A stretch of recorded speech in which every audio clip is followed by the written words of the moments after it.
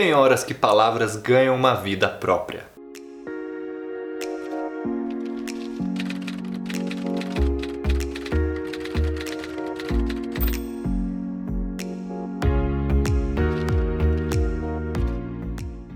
No dia 2 de fevereiro de 2020, a Organização Mundial da Saúde, a OMS, disse num relatório que o surto e a resposta ao coronavírus têm sido acompanhados por uma enorme infodemia.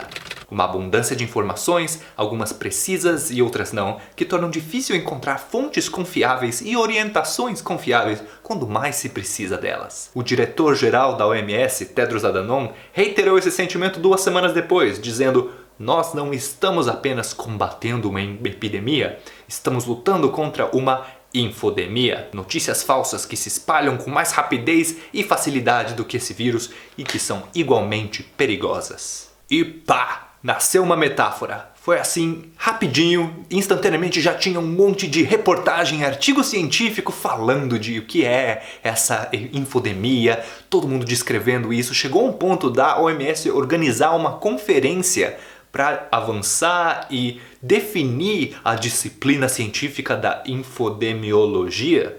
Só faltou um pouco assim pensar se isso vale a pena, se isso é uma boa ideia. Primeiro, faz alguma diferença a gente chamar informação de epidemia? O que a gente ganha com isso ao dizer que a informação se espalha como uma epidemia? E talvez mais importante, o que a gente perde com isso? Será que a gente pode dizer que a gente está vivendo num mundo em que informação se espalha como uma epidemia? A história da infodemia. Não é de hoje que crises de saúde pública causam assim um monte de fofoca. Sempre tem gente falando 1000 coisas sobre a origem da doença, sobre sintomas, sobre intervenções e curas. Lá atrás, em 2009 com a gripe suína, em 2002, 2003 com a SARS. Não tinha WhatsApp, Facebook do jeito que tem hoje.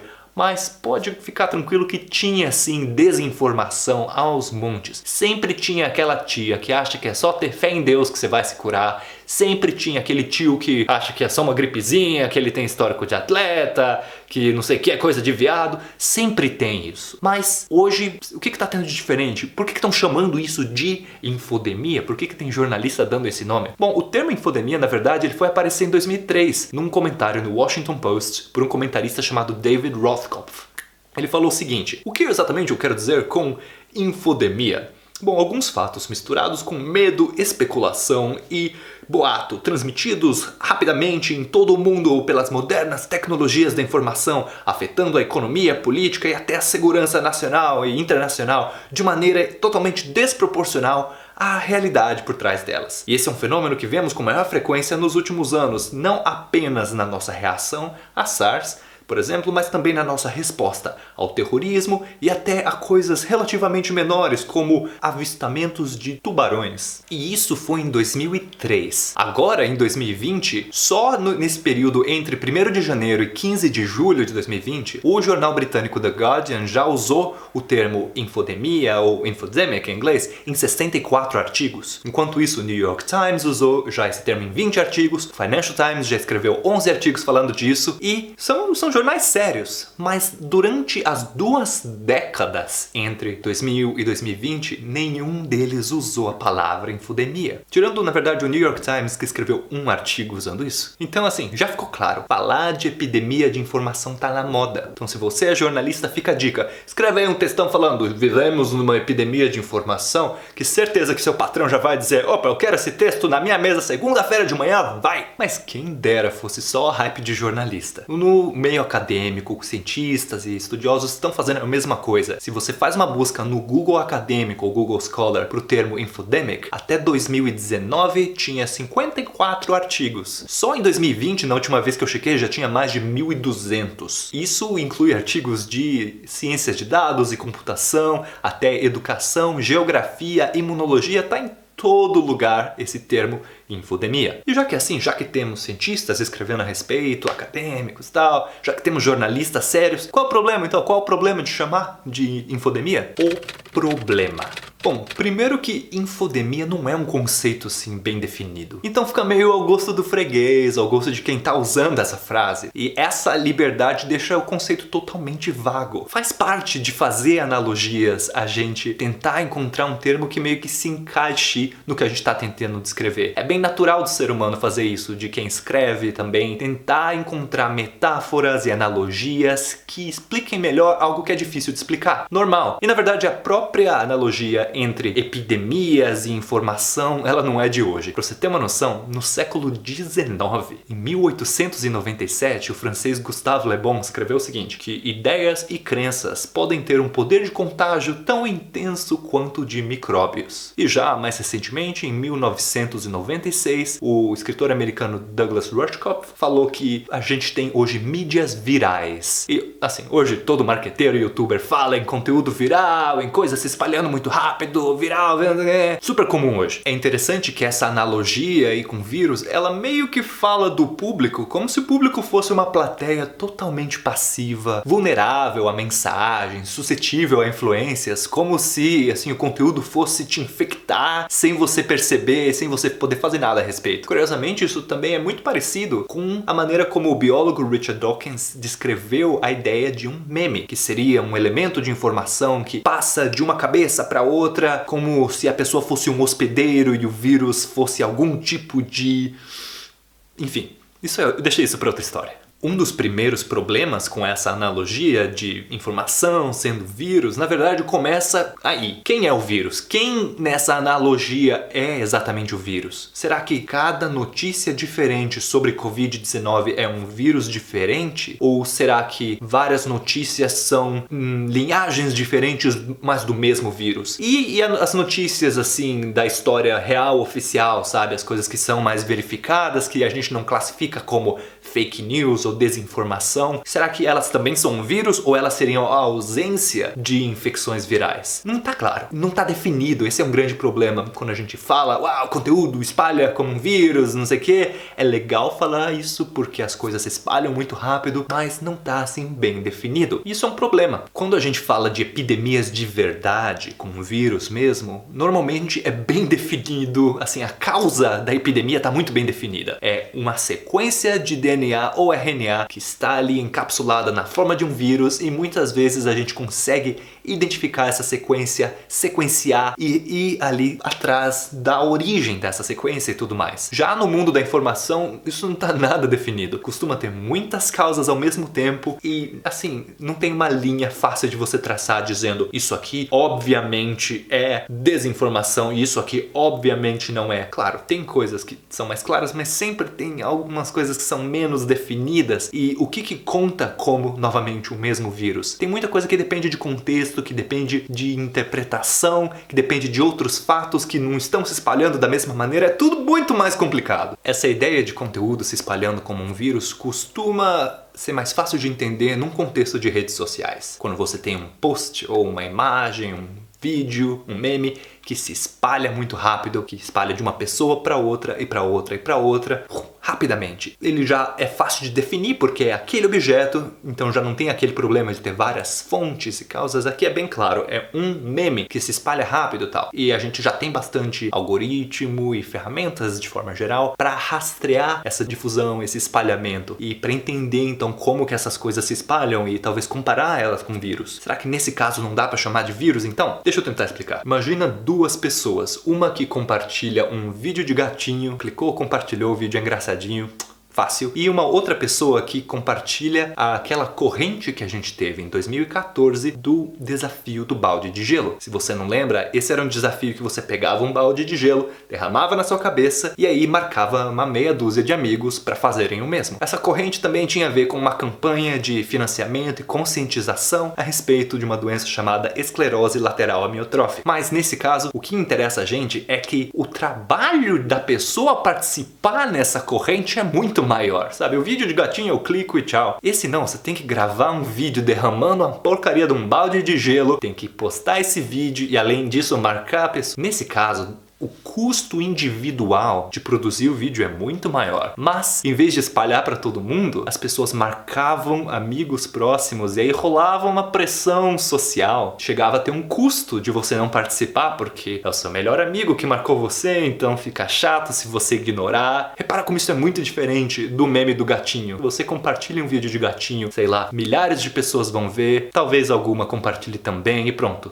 O vídeo do gatinho segue espalhando. No caso do balde de gelo, você tem muito menos gente que está sendo ali marcada, mas a chance de cada uma delas continuar corrente individualmente é maior, porque tem essa coisa social, essa coisa de pressão. Se você marcasse pessoas aleatórias, seria muito diferente, mas ninguém estava marcando pessoas aleatórias, as pessoas marcavam amigos mais próximos. Então você tem aí dois tipos de estratégias. Um que é na quantidade, você manda um meme que um monte de gente talvez compartilhe, mas a probabilidade mesmo é muito pequena. E no outro você tem uma corrente tão assim específica que você marca meia dúzia de amigos e a chance, a probabilidade de cada um desses compartilhar e continuar a corrente é um pouco mais alta. E na média pode dar na mesma. Isso é muito parecido com o que a gente encontra na biologia, conhecido como estratégias R e K. Essencialmente, de um lado você tem o ratinho, que tem uma ninhada com dezenas de filhotes e vários deles podem morrer, mas tudo bem, porque tem um monte. E então, assim, o ratinho vai continuar tendo filhos e algum desses ratinhos vai ter filhos. E do outro lado, você tem um elefante que tem um filho, mas que investe tanta energia nesse filho sobreviver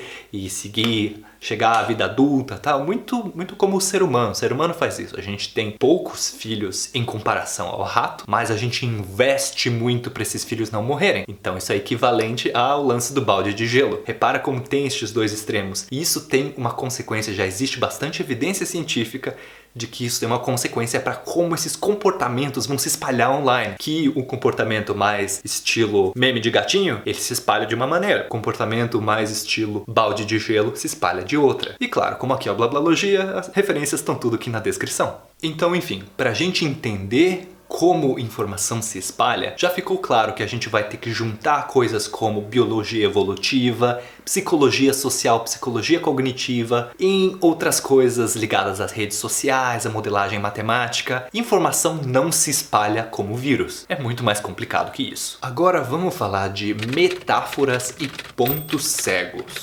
Tá, você pode ainda falar, pô, Chico, tudo bem, vai, deixa os cientistas lá fazer a ciência deles, mas qual o problema da gente chamar isso de vírus? É fácil, o povo entende. Então, se você não mora numa caverna, você já deve ter visto que a pandemia pode ser usada por políticos para promover as coisas que eles têm interesse em promover, usada como justificativa. Por exemplo, hoje a ideia de máscara parece que virou uma afronta cultural e política. Já tem gente falando que máscara é se render à China, que usar máscara é um truque do comunismo. Tem gente, porra, não preciso ficar explicando, né? Usa máscara para proteger os outros. Você não sabe quem que tem uma vovó em casa que tá doente. Só usa máscara, deixa de ser babaca. Mas máscaras à parte, enquanto isso no México, por causa da pandemia, o presidente Andrés Manuel López Obrador tá pressionando o Congresso para tentar ganhar mais poder. Ele está dizendo que eles deveriam reformar as leis de orçamento federal do México para ele poder tomar decisões e mudar o orçamento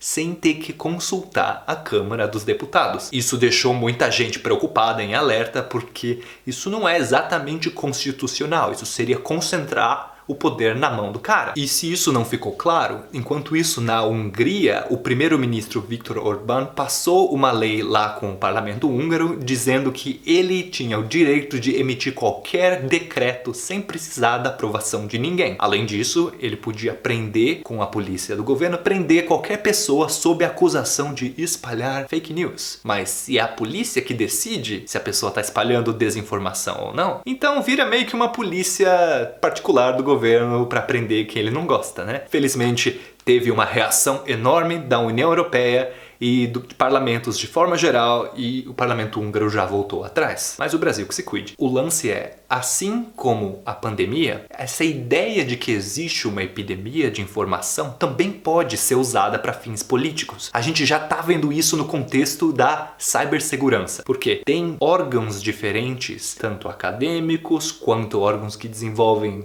governos e políticas públicas, falando de cibersegurança de maneiras diferentes. Alguns deles falam que estamos vivendo numa cyberguerra e, portanto, as cyberarmas e temos que nos cyberdefender, tal. Enquanto tem gente dizendo que é mais como um ecossistema que está fora do equilíbrio e precisamos restaurar o equilíbrio. Enquanto isso, tem gente que diz que é uma arquitetura, uma infraestrutura e a gente tem que trabalhar juntos para construir algo e pá. Cada uma dessas metáforas tem uma consequência muito direta, porque elas estão sendo usadas para definir leis, definir como que países vão agir. Então, seguindo uma metáfora de guerra, significa preparar o seu país para a guerra. Seguindo uma metáfora de infraestrutura, arquitetura, significa tentar construir algo junto, algo mais colaborativo. Seguindo uma metáfora de ecossistema, significa tentar, não sei, trazer o lance, assim, trazer o cyberespaço para um equilíbrio. E qual que é a metáfora mais correta? Não tem. Todas essas metáforas têm pontos positivos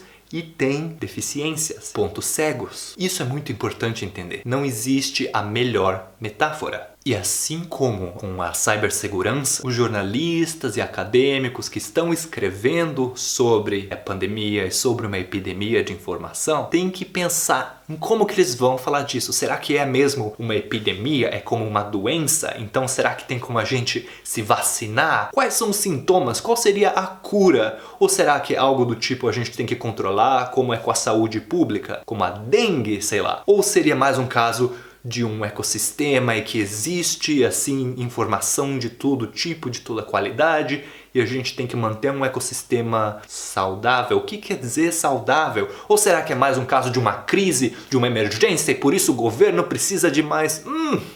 Entendeu? A ideia de usar crise e emergência já está se espalhando por vários governos para tentar pôr mais poder na mão do governo. E se o cidadão acredita que é uma crise, que é uma emergência, fica fácil de apoiar o governo. Uma outra opção seria a gente pensar na disseminação, nessa propagação de fake news, de desinformação, como um problema de estrutura, de infraestrutura. A gente tem que construir juntos algo que funcione para todo mundo. Mas qual que é a melhor estratégia então? O melhor a se fazer é lembrar que toda metáfora vai ter um ponto cego. Qualquer coisa, por exemplo, que você pensa como um problema de saúde, um problema de infecção, de epidemiologia, meio que supõe que a pessoa não pode fazer nada a respeito. Meio que supõe que o melhor que você pode fazer é, assim, lavar as mãos no sentido de se proteger contra a informação, mas que a informação vai se espalhar de toda maneira porque você é vulnerável como um vírus, como vulnerável a um vírus. Esse é o ponto cego porque uma metáfora de saúde, de epidemia, meio que te deixa como um hospedeiro passivo. Uma metáfora que faz uma coisa completamente oposta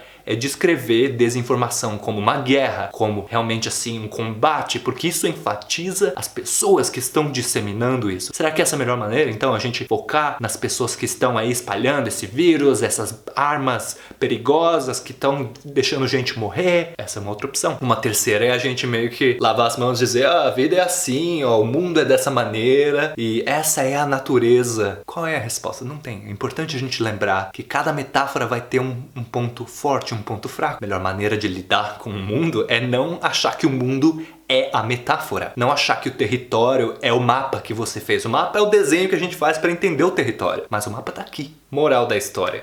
Infodemia, como metáfora, é algo ao mesmo tempo vago, muito amplo e muito restrito. Ele é amplo porque ninguém definiu direito, então meio que fica a gosto do freguês, mas é muito restrito porque tem uns pontos cegos muito claros. Chamar de epidemia meio que fala, olha, as coisas estão se espalhando aí, sendo que a gente sabe que muitas vezes tem gente sendo paga para produzir os memes que se espalham falando que, sei lá, máscara é invenção do diabo ou da China, sei lá. Metáforas têm pontos fortes e pontos fracos. Não tem nenhuma metáfora que é assim a melhor do mundo. E é importante a gente escolher quais metáforas a gente vai usar e quando. Porque as metáforas que a gente usa, a linguagem que a gente usa, vira o mundo em que a gente vive. Você escolher metáforas de combate vai ser para construir um mundo em que você está combatendo, em que você está em guerra. Escolher metáforas de colaboração são para construir um mundo em que as pessoas estão se juntando para construir alguma coisa. Então fica aí a reflexão. Se você chegou até aqui, muito obrigado e a gente se vê numa próxima. Aquele abraço e tchau!